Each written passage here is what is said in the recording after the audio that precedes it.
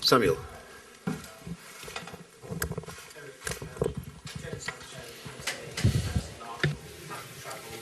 When do you expect those players to be back? Ahora. Who said you the first one? Jadon Sancho. Jadon Sancho. Yeah, Jadon was ill, and Anthony Martial still is in recovery, in the rehab, has to finish that. He did train this morning, so we're going in the right direction. And questions, Casemiro, if I may. Since you came back to start for the team in Nicosia, the team have not lost any of their games. They're 8 games unbeaten. How have you improved the team?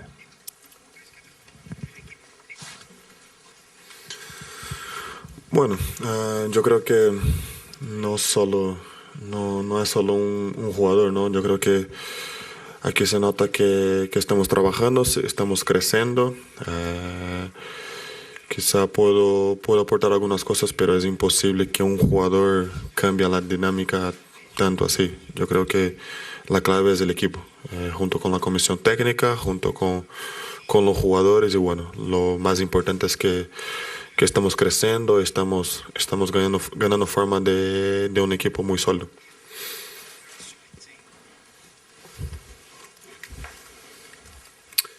Neil. Erik, given how congested the fixtures will get because of the World Cup, how big is it for you to top the group and miss the next round, miss 2 games? Clear. Obviously, it's important. We can win that tomorrow night. We know what to do. We have to win and 2 goals difference. But finally, if you want to win the trophy, you have to win all the games. So we have to beat everyone.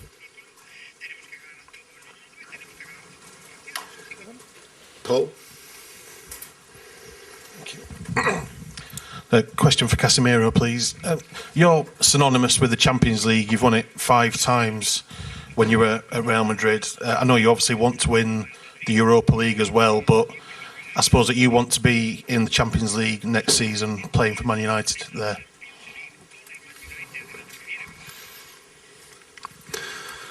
Bueno, yo creo que la clave son mis valores.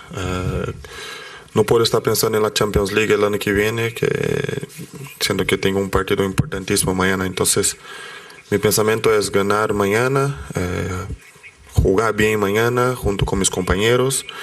Y bueno, esa es la clave. Nosotros no podemos estar pensando en ganar la Champions el año que viene o no, tenemos que pensar partido a partido, así se gana títulos. Pero yo creo que la clave de todo eso es pensar partido a partido. We have one over there. Hi, Erik. I'd like to ask you, what difference do you see in your team or what has changed in your team from the team that we saw in the game that Sociedad won in Old Trafford? And how do you think this result is going to have an incidence tomorrow? What was the second question? If it matters that Real Sociedad won over that you have to score 2 goals, if it matters in the respect you were going to have with Real Sociedad, I don't know. Oh, yeah. Okay. Yeah, I think it's time ago, 6 weeks ago or so, and it's a different team. That time, not all the players on the pitch with us were that fit.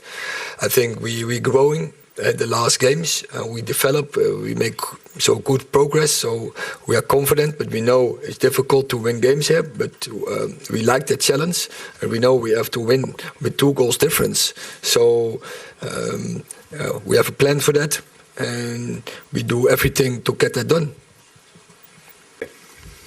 Erik, do you expect tomorrow one Real Sociedad team less proactive than usual because they don't need to win the game? I think their coach is he likes proactive football. Their coach is the philosophy, and I like that they want to play. So, and I think he will stick to that. But we have to read. If he has a different approach, we will adapt as well. But we know what to do. One at the back there. Hi, Erik. Are these the sorts of games that you will learn most about your team, how far they have come since you took over as manager, in terms of it's sort of been a knockout game in many respects? You said you want to win trophies. It's how far you come. I think you don't speak in autumn about how far you come. It's you can't win anything in this moment in the season, and it's what like Casemiro tells. It's game by game, and we have to win every game. One over here. Asier Aranguren, Euskal Telebista, this is for Casemiro. Mañana, para ser primero del grupo, a la Real le vale con ganar, empatar o perder por un gol. ¿Esto va a ser determinante? ¿Va a ser importante? Perdón, no he entendido. Mañana, a la Real Sociedad le basta con ganar, empatar o perder por un gol para ser primera de grupo, porque tiene 3 puntos más, 0-1 en Old Trafford. ¿Esto va a ser determinante, importante mañana? Bueno, yo creo que es una ventaja muy importante para ellos, ¿no? Nosotros sabemos que cuando se juega así, we know that when you play like that, it's an advantage. But I know really well the fans, and at Real Sociedad they never play to defend. So it's something in it's the way they play. They go out there to play football. They try and practically every team in Spain likes to play like that. But no matter what Real Sociedad does, what the important thing here for us is how we play, how we go out there tomorrow. The key is how we play that game tomorrow. Chris. Yes, hi Erik. It isn't just the issue of having to play 2 more games. When you look at the quality of the clubs that are coming down from the Champions League, you've got Barcelona, your old team Ajax, Leverkusen, Sporting, Sevilla, Shakhtar possibly. It's not just the case of 2 more games, is it? It's if you can't finish top of this group, it could prove fatal to your hopes of going further. It's clear. You face a heavy opponent, but we like those challenges. So for us, that's not the fact. And as I said, if you want to win the trophy, you have to beat them all. One at the front. Erik, with so many games already played and so many to come, how long can Darryl continue playing at this level? And would a right back be a priority for you coming up to the January transfer window? I hope. I hope he is keeping progressing, and not only stick to this level, because our approach is, our philosophy is, good is not good enough. We have to do better. So we're really happy with the development, with performances of Diogo. So quite clear. But also I know every club in the top, they need backups.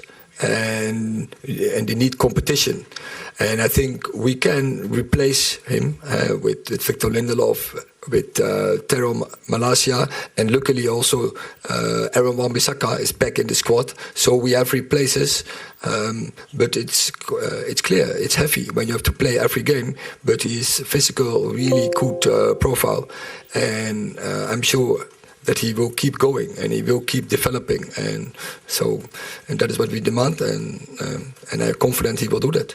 And then for Casemiro, how are you finding the Premier League La Liga, like the speed and the style of opposition?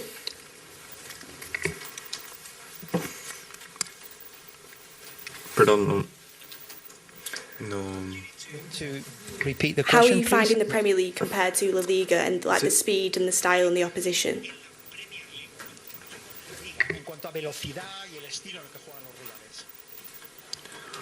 Bueno, yo creo que son competiciones totalmente diferentes, ¿no?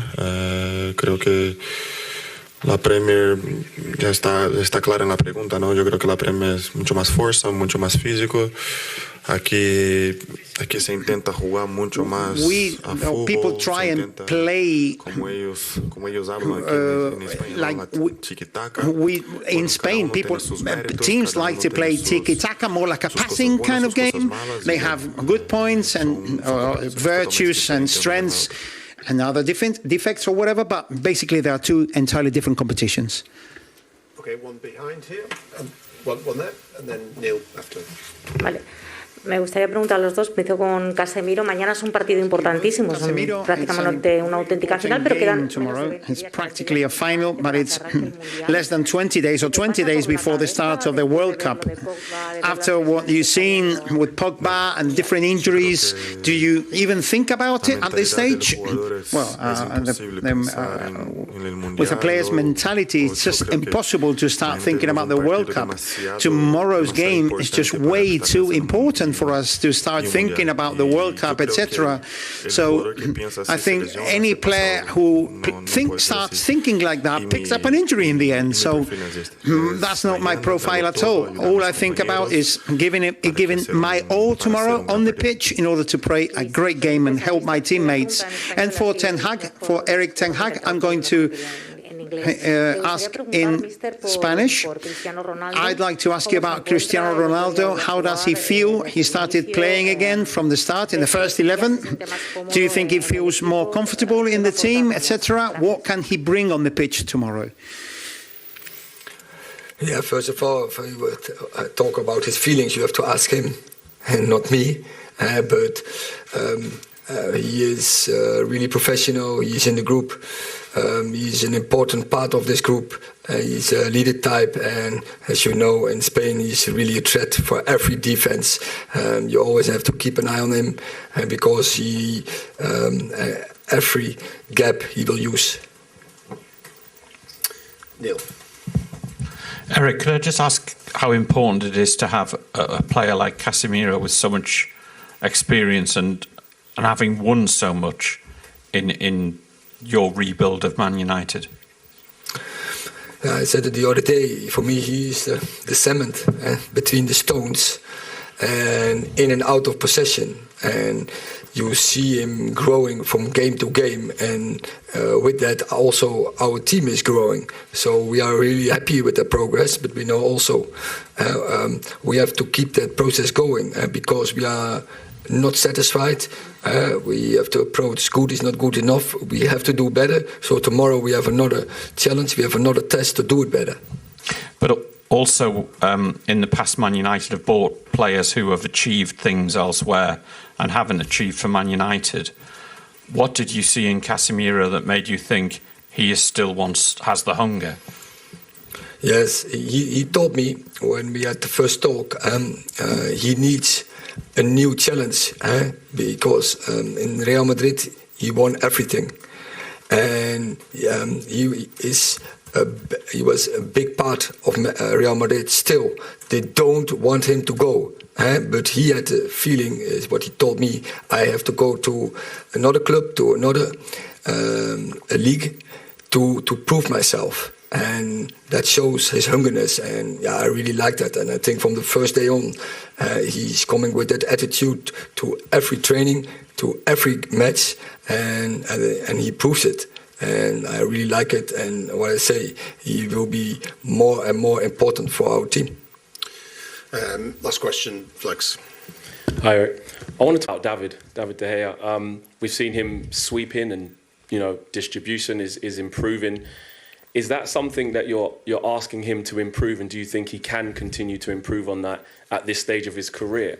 Or do you see it as a situation of he's fantastic still making saves, match-winning saves, and you're not too fussed about how he is with his feet in the modern-day game? There's a lot of hysteria about keepers need to be able to play long passes, short passes, but what's the focus for you?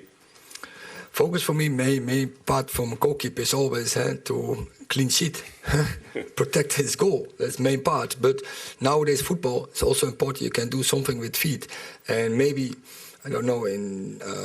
There was maybe in the past a different style for him. But from the first day I was here, but also before, I saw some video content, and you see David is capable to do it. When I see David playing in our possession game, he's very composed. He's very good. He's very good. Ask them in boxes. So it's no problem for David to do that. And I think also he proves it the last games that he's in that fact he will grow and grow. And the other part, what is the most important, keep doing that, keep progressing, and get more clean sheets. And to Casemiro, there's been so much asked of why Casemiro is so important to us. I wanted to ask Casemiro, you've played under top managers Ancelotti and Zinedine Zidane. How has it been working under Erik, and what do you think he can add to your game, even though you're so experienced and have achieved so much?